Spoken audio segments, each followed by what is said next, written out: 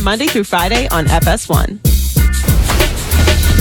I was saying this to start the show today, is that every sport has a culture. NASCAR is Southern, soccer is international, football is corporate, baseball is tradition, NBA is hip-hop, fun, music, loud, energy, youthful. I think Drake fits the NBA's brand. It doesn't bother me, although I think ideally I'd rather not have a fan piggybacking a coach, although it was the Toronto coach who knows Drake and who has a great sense of humor. What is your kind of takeaway on the Drake thing? Because, and I said this, if Drake makes you uncomfortable in that moment, that's because when you choose a sport, you also choose a culture. Golf is quiet, please. UFC is quiet, please, as I bang your head in. Right. So I tend to be UFC. It's wilder, crazier, youthful. What are people saying about Drake in the league? Well, Drake, it does make the game more fun to watch, more entertaining. There's no question. It's reminiscent, obviously, of Spike Lee with the New York Knicks. What was that, 20-something years ago, and Reggie Miller. The only issue that I have with Drake is I don't think you can be roaming 15 feet. You know what I mean? Because one, you're blocking other fans. Yeah. I definitely don't think you should be able to touch a coach, even if it's your own coach. Yeah. Spike Lee would stay in front of his seat. Yeah. And do all that. So I think you hate to try to put somebody in a box, but I think you've got to stay relatively close to your seat. Well, the NBA has a rule. As a player, you can't leave your box. So that part I get. But I do think, to me, what's interesting about this whole situation, Toronto's in Milwaukee's head. We got to remember this. Toronto's a bunch of old veterans. Milwaukee's a bunch of kids. It kind of feels like Toronto's a little bit in Milwaukee's head in this series. Here's the deal. I've said if Milwaukee gets to the finals and wins it, some people think they're going to win it. Jeff Van Gundy and Mark Jackson were saying they're the prohibitive favorite to beat Golden State when they were up 1 or 2-0 over Toronto. If they were to win it, that would be virtually unprecedented in the NBA because you know it, Colin.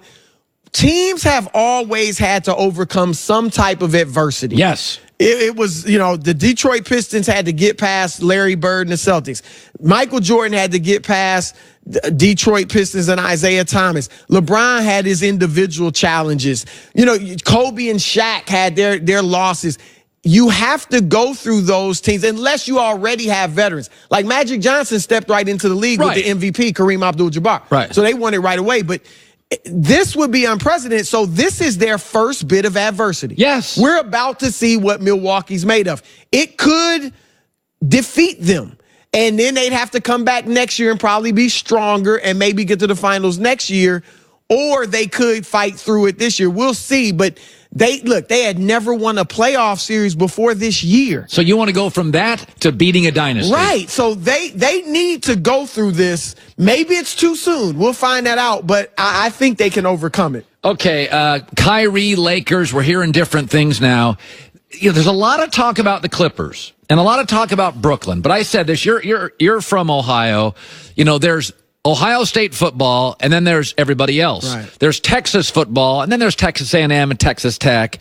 The bottom line is there's always a big brother and a little brother, right? And I'm sorry, the Lakers are big brother, Clippers are little brother, and you can tell me the Clippers are the hot team, but LeBron chose the Lakers after 5 years at Drek.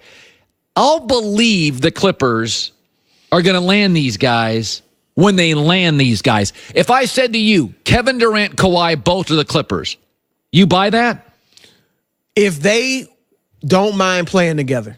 Because there are people around the league that'll say they don't want to play together. Not because they don't like each other or anything like that, but just the narrative or whatever. If they are fine playing together, I actually, as from a selfish standpoint, I want to see Kevin Durant and Kyrie Irving go to New York.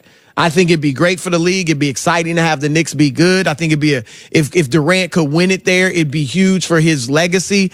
But just looking at it objectively, if he and Kawhi want to play together, those two to the Clippers is probably the best move. Of all these fits. Why? Kawhi is better than Kyrie. It's difficult to win in New York. They wouldn't have, what would they put around them unless they got Anthony Davis? With the Clippers, you already have built-in role players. You got a championship coach. The front office, all the way up to Jerry West, the consultant, is tremendous. Kevin Durant, like Steve Ballmer, we know that from the boardroom and all that. And I know this, when KD was interviewing teams before he went to Golden State, I think he knew he was going to go to Golden State as long as there were no red flags there. But his interview with the Clippers blew him and his team away. Really? Steve Ballmer blew them away.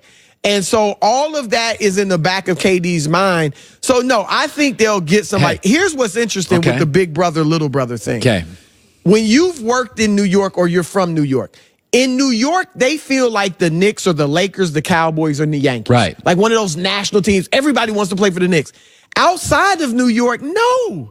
I grew up in the Midwest. The Knicks were like the 13th team I thought about when I thought about the NBA. And so when we talk about, well, KD and Kyrie, of course they should go to New York over Brooklyn.